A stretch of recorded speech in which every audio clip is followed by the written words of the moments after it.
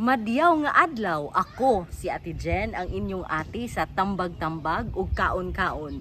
Ubani ko ninyo, tilawanta ang lami ug pinilanggang pagkaong Butuanon. Tara! Ang una nato adtuon kay ang Langihan Public Market. Tilawan nato ang usa ka tradisyonal nga delicacy sa Butuan, ang palagsing. Dili lang ni pang piyesta o selebrasyon kaunon, kundi pwede usab pang snack sa adlaw-adlaw. Apan, sa mga okasyon, ginahimo kini isip panghatag sa bisita, simbolo sa pagkaabi-abihon sa mga Butuanon. Ang palagsing ginahimo gikan sa saging, lakatan o saba, asukal ug lubi, nga kasagarang makita sa balay o uma.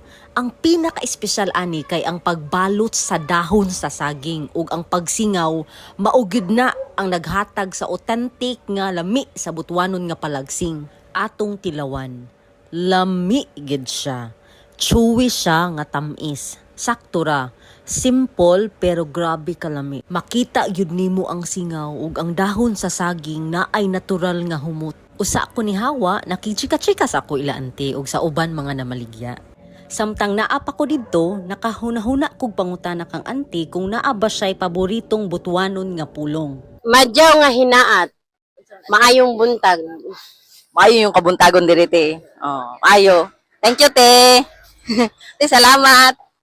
Salamat te. Adto na pudta sa ikaduha nga location sa Lower Mandakpan, San Vicente, Butuan City. Kani nga resto nagaluto og mga authentic Filipino flavor, apil mga Butuanon style comfort foods.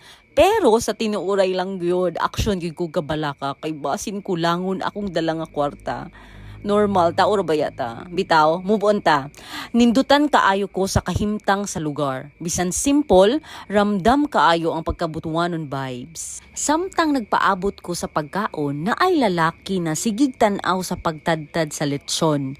Nakabantay ata ang tag-iya, gipahatagan niya apil ug rice. Na-remember na noon ako tong gi-message nako sa yearbook sa akong anak.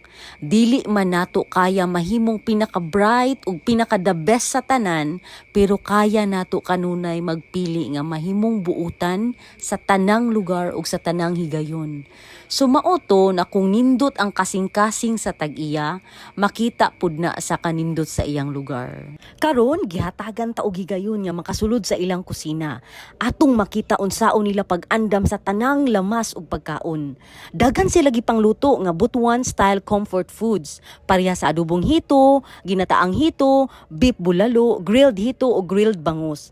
Pero karon naagyud tay bida ang pinaka-tradisyonal nga Butuanon dish, ang kinilaw. Ang kinilaw sa Butuan dili lang presko nga lami, kundi presko pud nga koneksyon sa atong kasaysayan ug panag-uban. Mga sangkap ani kay fresh nga isda, suka, kalamansi ug byasong, luya, sibuyas, sili, usahay butangan ug gata. Mauni ang twist sa uban Butuanon, maong mas isog ug natural ang lasa.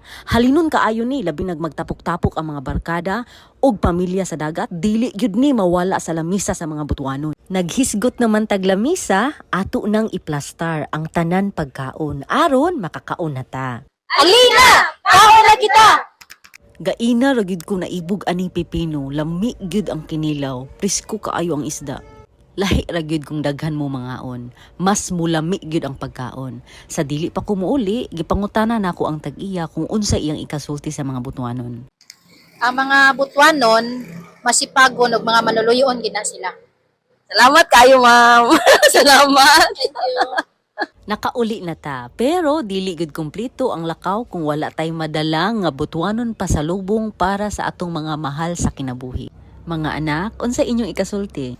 Lami kayo. Lami kayo. Salamat kaayo sa pag-uban sa akong food vlog karon. Sa mga makaanhi sa among syudad, mas maayo kung matilawan ninyo ang among mga lokal nga pagkaon ug delikasis. Salamat kaayo, kadiyaw.